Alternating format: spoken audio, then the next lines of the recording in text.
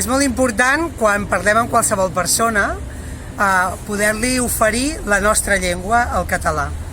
I és un error molt generalitzat i que cal corregir, el de canviar de llengua veient, per exemple, el color de pell de la persona o coneixent el seu origen o fins i tot escoltant que parla un català amb certes dificultats.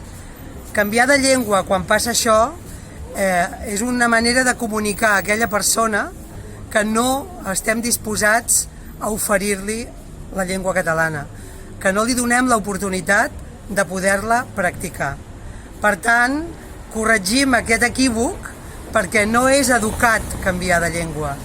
Al contrari, fem un flac favor. Li fem un flac favor a la persona i ens el fem a totes nosaltres i a la nostra llengua. Per tant, mantenim el català. Jo mantinc el català.